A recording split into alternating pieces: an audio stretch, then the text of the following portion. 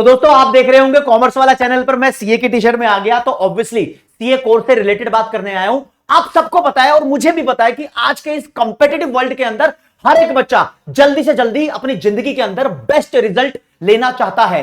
इसलिए वो 12th class के बाद एक बेस्ट कोर्स चूज करके अपनी मनी, पावर, रेपुटेशन जैसे डिजायर्ड गोल्स को जल्दी ही अचीव करना चाहता है। वैसे तो बहुत सारे बच्चे 12th क्लास के पेपर देने के बाद सीए की तैयारी में उतरते हैं, लेकिन अब यह फैशन आ रहा है कि 12th क्लास के साथ साथ बच्चे सीए फाउंडेशन की तैयारी कर लेते हैं। तो इस पर एक चर्चा में बात करेंगे कि क्या ऐसा पॉसिबल है। अब धीरे धीरे बातें बताऊंगा। देखो दोस्तों, जब तुम सीए बनने की कोशिश करते हो तो उसके अंदर 3 स्टेज आती है। पहला सीए फाउंडेशन, दूसरा सीए इंटरमीडिएट और तीसरा सीए फाइनल। ये 3 स्टेज 3 फेज से होकर आपको गुजरना होता है। इसकी मैंने एक डिटेल्ड वीडियो भी बनाई हुई है, लेकिन उस पर बात नहीं करूंगा। पहले फेज के बारे में बात करेंगे, that is CA foundation. CA foundation का जब तुम पेपर देते हो तो उसके अंदर आपको 4 सब्जेक्ट की तैयारी करनी पड़ती है। एक होता है पहला सब्जेक्ट अकाउंटेंसी, दूसरा बिजनेस लॉ, तीसरा क्वांटिटेटिव एप्टीट्यूड, इसके अंदर रीजनिंग भी होती है, मैथ्स भी होती है, स्टैट्स भी होती है, चौथा होता है बिजनेस इकोनॉमिक्स। 4 सब्जेक्ट की तैयारी करते हो और ये चारों के चारों सब्जेक्ट हल्के नहीं है। मतलब जितना तुम्हारा 12th का सिलेबस होता है उससे तो काफी ज्यादा सिलेबस इन चारों का मिलाकर है। और काफी सारे बच्चों ने कुछ चीजें ऐसी हैं जो 11th 12th क्लास के अंदर पढ़ी ही नहीं है। कुछ नहीं, बहुत सारी चीजें ऐसी हैं। तो क्वेश्चन ये उठता है कि यार इसकी तैयारी हम पहले कर ले क्या 12th क्लास के अंदर, या 11th क्लास के अंदर कर ले क्या। सारी बातों का जवाब दूंगा। उससे पहले यह बताना चाहूंगा कि आईसीएआई एक ऑटोनोमस बॉडी है जो सीए के सारे एग्जाम कंडक्ट कराती है। अब सीए फाउंडेशन का पेपर एक साल में 3 बार होता है। जनवरी में होगा, फिर मई या जून के महीने में से एक महीने में होगा, और फिर सितंबर में होगा। अच्छा, एक साल में 3 बार पेपर होगा, तो हमें कौन सा देना चाहिए। अभी 12th क्लास की पढ़ाई करने वाला बच्चा कौन से वाले पेपर के लिए एलिजिबल है। तो दोस्तों, आप एलिजिबल उस पेपर के लिए हो जिस पेपर से पहले तुम्हारा 12th का रिजल्ट आ जाए। तो बेसिकली मई के आसपास तुम्हारा 12th का रिजल्ट आ जाता है और तुम्हारे पेपर फरवरी मार्च में हो जाते हैं, तो आप मई जून वाला अटेम्प्ट देने के लिए एलिजिबल हो। वही वाला तुम्हारा अटेम्प्ट काउंट होगा। अब तैयारी कैसे करनी है सर, 12th के साथ साथ सीए फाउंडेशन की तैयारी शुरू कर दे क्या। देखो ऐसा है, एक अबव एवरेज बच्चा जो अपने आप से बहुत ज्यादा मेहनत कर सकता हो, दोस्तों वो 12th क्लास के साथ साथ सीए फाउंडेशन की तैयारी कर सकता है। वो तैयारी कैसे करेगा उसकी बात कर लेते हैं। वो क्या करता है ना, जब अपनी 12th क्लास के अंदर एंट्री लेता है उसके बाद से ही वो 12th के सब्जेक्ट पे फोकस करता है, प्लस उसके मन में सीए बनने का टारगेट है, तो वो सीए फाउंडेशन की तैयारी करने लगता है। ठीक है जी। धीरे धीरे वो क्या करता है कि सीए फाउंडेशन के वो सभी सब्जेक्ट पहले पढ़ता है जो उसको 12th क्लास में पढ़ने को नहीं मिलेंगे। जैसे कि 12th क्लास में जनरली लॉ पढ़ने को नहीं मिलती, तो बच्चा पहले उसको प्रिपेयर कर लेता है। दूसरे नंबर पे जिस बच्चे के पास 11वीं 12वीं में मैथ्स नहीं है, तो वो उसके साथ में क्वांटिटेटिव एप्टीट्यूड को पढ़ने लगता है। ठीक है। बाकी अकाउंटेंसी और इकोनॉमिक्स तो बच्चों के पास होते ही हैं, लेकिन जो आर्ट्स और साइंस वाला बच्चा है वो फिर थोड़ा ध्यान लगाता है उन सब्जेक्ट के ऊपर भी। ये करते करते जब उसके फरवरी मार्च के अंदर पेपर खत्म होते हैं, तब वो अप्रैल में बीस्ट मोड में आता है। अप्रैल मई में बीस्ट मोड में आता है और सीए फाउंडेशन के पेपर को क्रैक करने के लिए पूरी मेहनत कर देता है।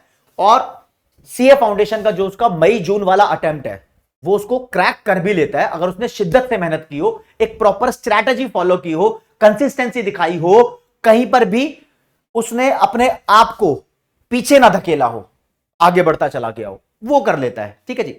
लेकिन ज्यादातर बच्चों के साथ यह देखा गया है कि बच्चे क्या करते हैं, 12th क्लास के अंदर उनको पता है कि मेरे बोर्ड के पेपर मार्च में खत्म होने हैं, मान लो फरवरी से स्टार्ट होने हैं, मार्च में खत्म होने हैं, अप्रैल में खत्म होने हैं। तो इसके बाद एक तो मई के महीने में या जून के महीने में सीए फाउंडेशन का पेपर होगा, और उसके बाद पेपर होगा सितंबर के महीने में। तो ये बच्चे क्या है, ये बच्चे अपना मस्त जैकपॉट खेलते हैं। ये कहते हैं देखो जी देखो, 12th क्लास के यहां तैयारी कर रहे हैं। आप सब में से कमेंट सेक्शन में बताना आप किस तरीके के बच्चे हो। 2 तरीके के बच्चे के बारे में बात करूंगा। एक बच्चा ये जो यहां पर 12th के साथ साथ अपनी सीयूईटी की तैयारी कर रहा था। सीयूईटी की तैयारी करते करते इनने देखा मनपसंद कॉलेज मिल जाए पहले उसकी बात कर लेते हैं, कॉलेज के साथ साथ भी तो सीए हो सकती है, मेहनत करनी पड़ती है ज्यादा, ठीक है। इसके बाद इसने बोला अपने को एडमिशन मिल गया है, अब 12th के पेपर हो गए हैं, अब सीए फाउंडेशन का मैं कोर्स लूंगा, उससे तैयारी करूंगा क्योंकि मेरे पास टाइम बच गया। भाई देखो ना, आपके पास काफी टाइम बचता है ताकि आप सितंबर वाला अटेम्प्ट दे सको। तो ये बच्चे एक सेफ गेम खेलते हैं। हाँ देखो, डिले करने की भी कॉस्ट होती है।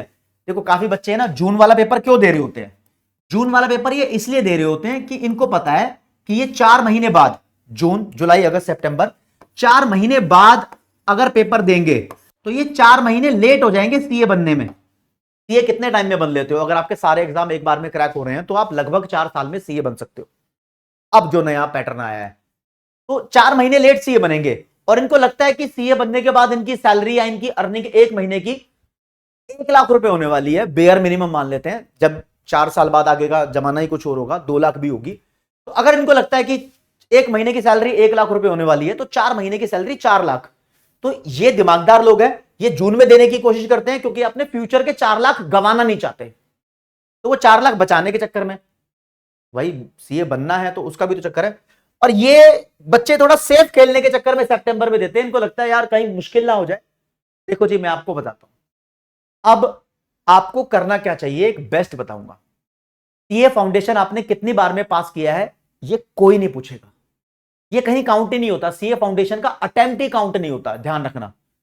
तो अगर जून में पास हो जाए तो जून में ठीक है, नहीं तो 2-4 महीने में सितंबर का अटेम्प्ट हो सकता है। तो एक जेन्युइन चीज ये होनी चाहिए कि आप हाँ एक अटेम्प्ट तो देकर देखो, फिर उस जून के अटेम्प्ट से आपको रियलाइज होगा कि पेपर बनता कैसे है, एक एक्सपीरियंस गेन करोगे, है ना। और फिर सितंबर वाले अटेम्प्ट से आप पेपर में पास हो जाओगे। एक थॉट ये भी होती है, तो आपको बताना है कि आप 12th के साथ सीयूईटी की तैयारी करते हो या आप सोचते हो कि 12th के बाद सीए की तैयारी करनी है। तो आप ए क्वालिटी वाले हो या बी क्वालिटी वाले हो, ये बताएंगे आप लोग, ठीक है। अब भाई साहब ये बंदे तो फिर 12th के बाद ही सीए फाउंडेशन की प्रिपरेशन करेंगे। हाँ, तो मेरा मोटिव यही था कि 12th के साथ साथ अगर तुम सीए की तैयारी कर रहे हो तो लॉ और क्वांटिटेटिव एप्टीट्यूड जैसे सब्जेक्ट को पढ़ सकते हो। और क्वांटिटेटिव एप्टीट्यूड के सब्जेक्ट को भी वो बच्चे पढ़ेंगे जिनके पास 11वीं 12वीं में मैथ्स नहीं है। जिनके पास मैथ्स है क्वांटिटेटिव एप्टीट्यूड में, तो उनके लिए तो बहुत लप्पू सब्जेक्ट है। तो आप थोड़ा बहुत इकोनॉमिक्स को भी देखोगे। अब मैंने एक स्पेशल वीडियो बना रखी है कि बिजनेस इकोनॉमिक्स कैसी होती है सीए फाउंडेशन में, 12th जैसी नहीं होती, उससे बहुत आगे की होती है। तो बहुत कुछ अलग अलग अलग मिलेगा, और जो नया आएगा उस पे से ही क्वेश्चन आते हैं पेपर में। पुराने सिलेबस में कम आते हैं, नए सिलेबस से ज्यादा आते हैं, तो ध्यान रखना। अकाउंटेंसी भी तुम्हारे पास पुरानी है तो मोस्ट 50% ऑफ अकाउंटेंसी 11वीं 12वीं की दिखेगी, लेकिन अकाउंटेंसी में भी बहुत कुछ नया है जो सीए फाउंडेशन लेवल पे तुम सीखते हो। तो बस इतना देना चाहता था, आपको बताना चाहता था। मैंने कोई ये डिटेल वीडियो नहीं बनाई, पूरा सीए फाउंडेशन कोर्स के बारे में नहीं बताया। अगर आप यूट्यूब पर लिखोगे कि CA course full detail commerce वाला चैनल, तो एक वीडियो निकल कर आएगी, उसमें पूरी डिटेल बताइए कितनी फीस होती है, कितने टाइम पर कंप्लीट होगा, और क्या क्या स्टेप्स चाहिए सीए का कोर्स कंप्लीट करने के लिए, ट्रेनिंग कब होती है, क्या हर एक चीज बता रखी है। तो उसको आप देख सकते हो। अभी के लिए इतना ही। अटेम्प्ट से रिलेटेड बात थी, 12th के साथ स्टडी से रिलेटेड बात थी। कमेंट सेक्शन खाली है, आपको और क्या चाहिए आप ये कमेंट सेक्शन में बताओ। Thank you so much everyone. जय हिंद, जय भारत, नमस्कार, धन्यवाद।